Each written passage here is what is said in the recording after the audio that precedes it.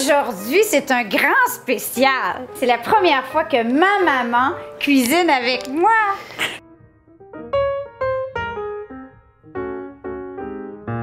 C'est elle qui m'a tout montré. Si vous vous demandez pourquoi je suis gourmande, ben c'est sa faute. Alors, merci, maman. Oui, ça a été mon bonheur total, ma chérie. Alors, aujourd'hui, qu'est-ce que tu nous cuisines? Écoute, je fais les fameuses côtes levées. D'abord, spécial, moi, c'est que je les fais fumer 3 heures. Mais au départ, c'est comme la technique du Joe Beef. Ah ben Joe Beef, écoute, si Joe Beef est assez bon, parce que tu sais que la semaine passée, l'ancien président des États-Unis, Obama, ainsi que Justin Trudeau étaient à le Liverpool qui appartient à Joe Beef. Si c'est assez bon pour eux, c'est assez bon pour nos côtes levées. Absolument. On est d'accord. Absolument, on est d'accord. J'ai mis mes petites touches personnelles, mais la plus grosse différence, évidemment, c'est la fumaison 3 heures. Mais quelqu'un qui ne veut pas faire de fumaison, au début, j'en faisais pas, puis c'est excellent quand même. Fait que, en réalité, c'est une marinade sèche qu'on va faire. Okay. Qu'est-ce qui se passe? C'est qu'on va faire une cuillère à thé. Bien, moi, en fait, je prépare tous mes ingrédients comme ça. Elle est plus organisée que moi, ma maman. Oui. Faut savoir ça. Là. Moi, j'ai eu le gène culinaire, mais j'ai pas eu le gène organisé. La mise en place est importante parce que ça sauve du temps. C'est peut-être ma minute d'humilité. Ouais, ça ressemblerait à ça.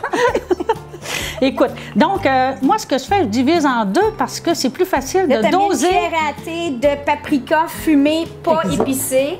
Exact. D'accord. Et okay. une cuillère à thé de poudre d'oignon. Puis de poudre d'ail ensuite. D'accord. OK?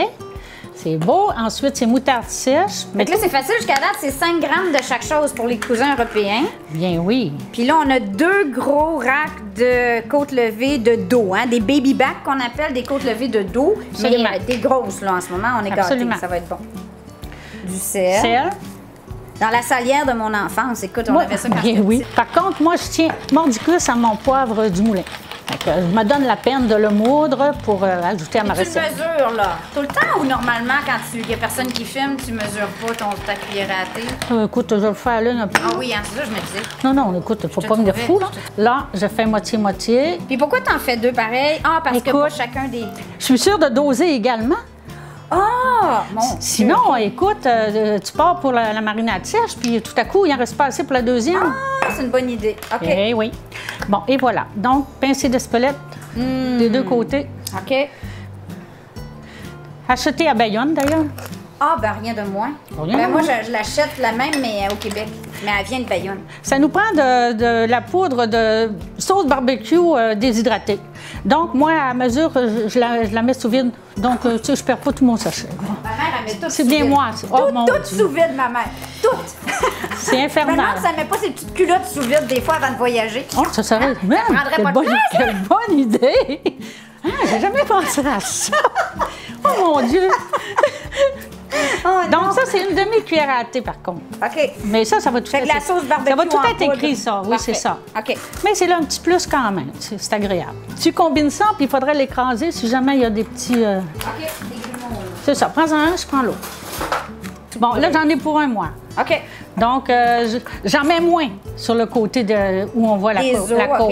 OK? Là, on a fait des belles entailles. Oui. Écoute, c'est sûr que ça se fait en tirant la peau quand on a le temps et qu'on a moins faim. Mais là, on a faim, fait qu'on a fait des belles entailles au niveau entre les os.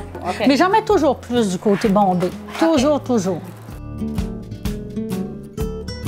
Donc, cette opération-là, moi, je conseille de la faire la veille. OK. Parce que ça prend du goût dans le frigo toute la nuit, c'est l'osmose, des saveurs, ça fait toute la différence, je trouve. Okay. Ça vaut la peine. Puis ça fait une étape de moi le lendemain. Ça va être mon souper demain en plus. Absolument, c'est ça. Bon, là, admettons qu'on est le lendemain, là. Là, qu'est-ce que tu as fait une fois que mes côtes levées, ils ont passé la nuit, puis mettons que tu n'as pas le temps, là. Là, t'as juste fait tes épices. Si jamais vous n'avez pas le temps, vous avez le goût de manger des côtes levées ce soir, faites-en pas un infarctus, là, c'est pas grave. Qu'est-ce qu'on fait? Exactement. Écoute, on peut tout simplement mettre la marinade sèche, puis faire le processus, la technique au four tout de suite. Comme on a dit, ou attendre le lendemain si on veut plus de saveur. Fait que c'est quoi la technique au four? La technique au four, c'est ceci. C'est d'une facilité déconcertante. C'est incroyable. Bon, là, c'est nos côtes levées en question qui ont séjourné à 275 pour 4 heures dans le four. Oh my God. Oui, puis j'aime mieux à feu très doux, mais même ça permet de s'en aller l'après-midi si on veut. À couvert. Ah oui, toujours. Moi, je n'ai pas ce magnifique petit plat avec un couvercle. Moi, je mets de l'alu.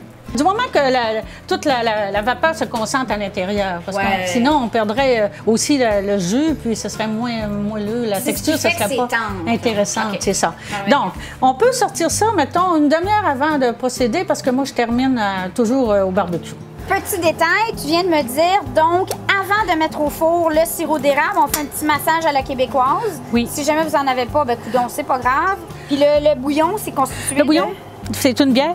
Ah, une bière régulière, là, mais moi, j'aime la bière rousse. Donc, quelqu'un qui veut la bière blonde, la bière brune, c'est selon les goûts de chacun, dans le fond. On va les badigeonner de sauce. Et c'est pas fini. Et c'est pas fini. Et voilà.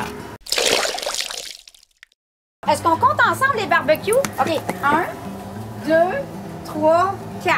Celle-là, je mets 2 tiers à peu près, cette sauce-là. Il y en a un autre! Il y en a un petit, là. C'est ma vie. C'est ma vie. J'adore. Donc là, tu as mélangé de la sauce barbecue, fumée noyée President's Choice, avec la Clubhouse Hickory. Oui.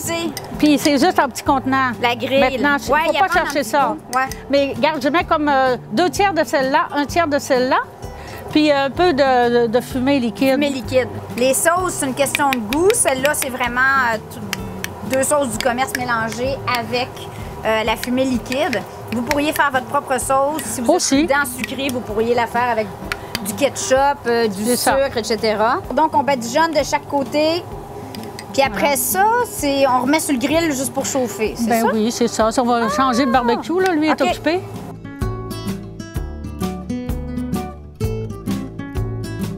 Puis là, il s'agit de faire caraméliser au barbecue, puis on est en affaire. On est prêt à manger.